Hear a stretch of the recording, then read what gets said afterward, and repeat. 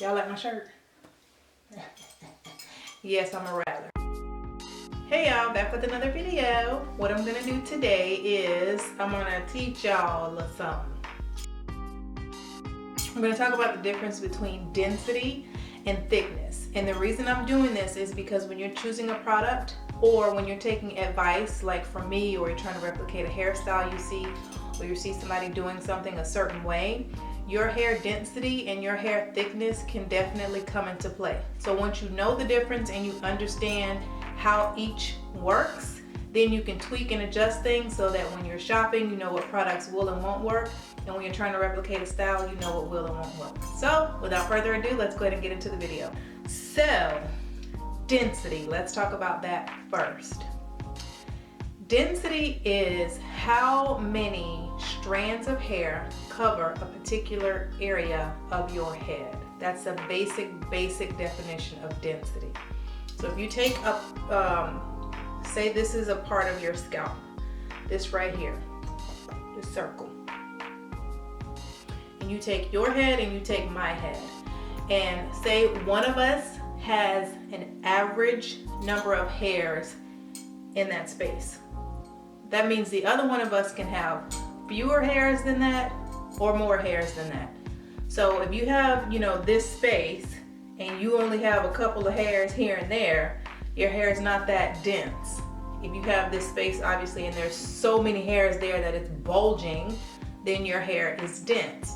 So this is like a lot of things. There's gonna be a scale, I shouldn't say a scale, there's gonna be a range. So you can fall anywhere on that range. But you will know if your hair is dense or not. And you can have different densities in different areas throughout your head. So for instance, my hair.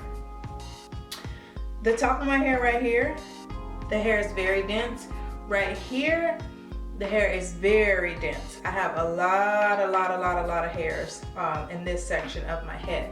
When I used to get my hair braided, and the girl used to start in the back. It's a friend of mine, the only person I ever let braid my hair, but she would start in the back and she would braid up, and then she would do the sides.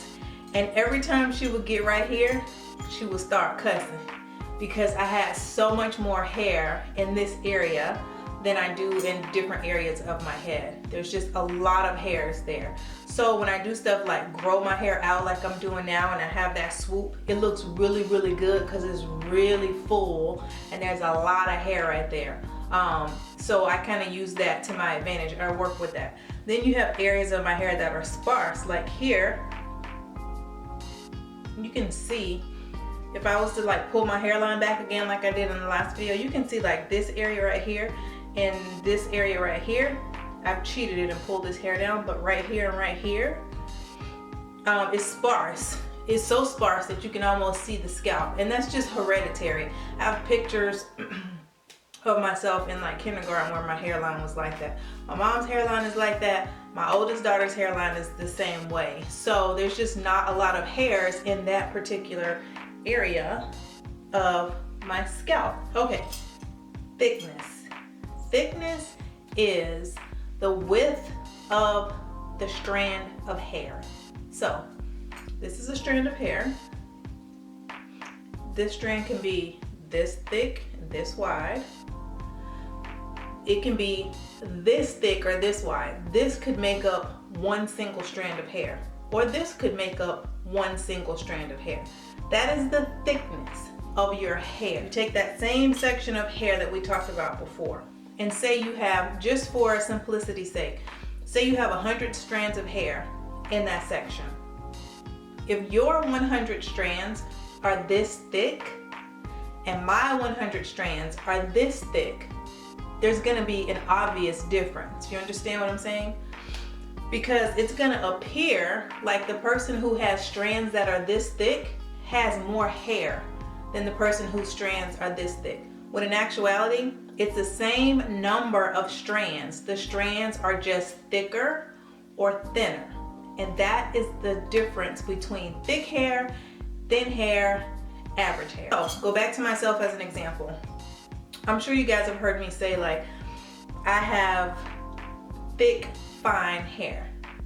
And When I say that, people are always like, oh, she don't know what she's talking about.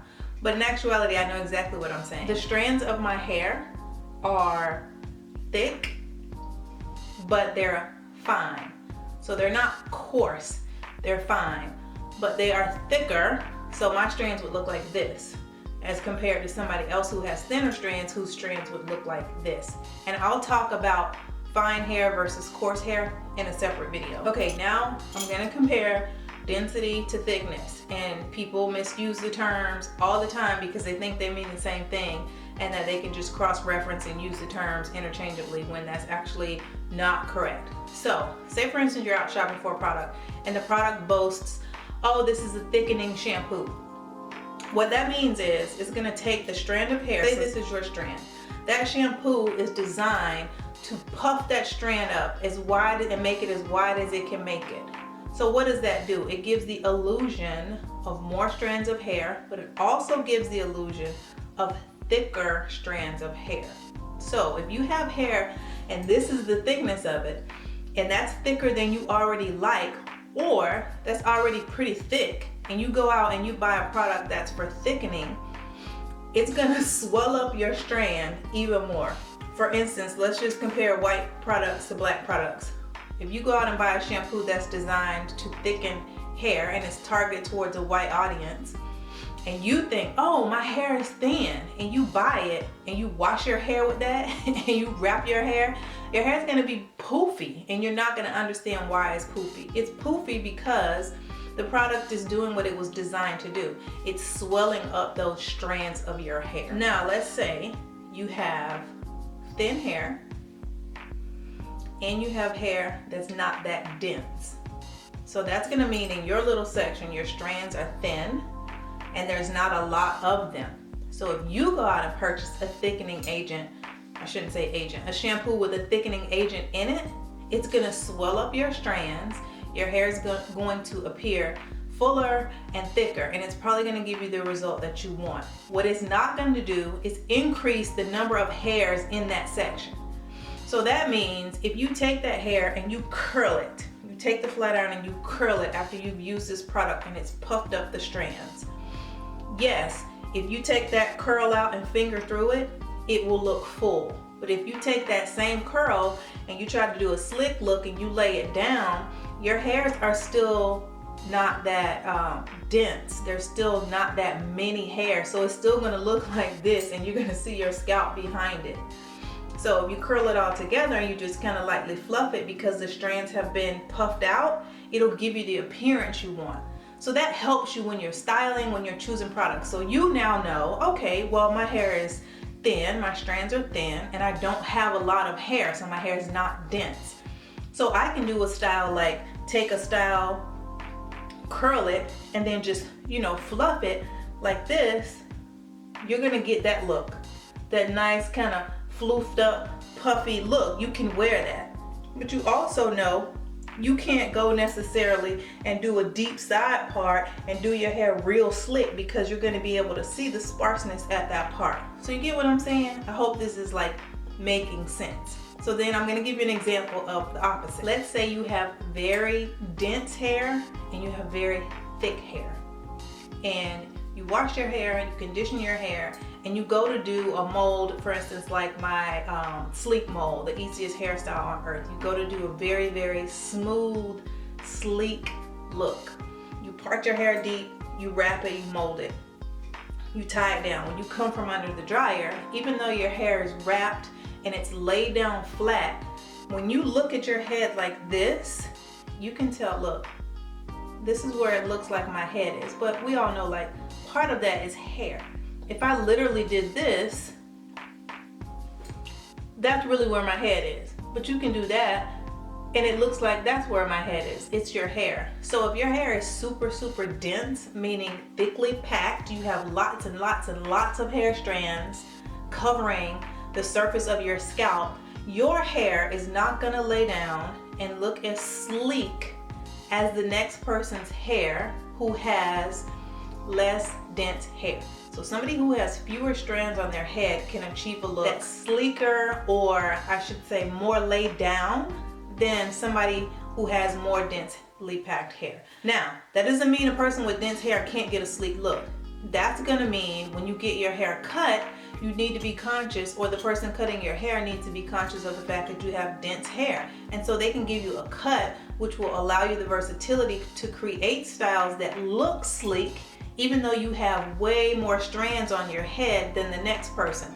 So people can have two separate haircuts and have two separate hair types, style their hair according to their haircuts and hair types, and end up with the exact same look. And although I'm saving fine versus coarse hair for another video, please understand that that is what determines a lot of times your hair's strength.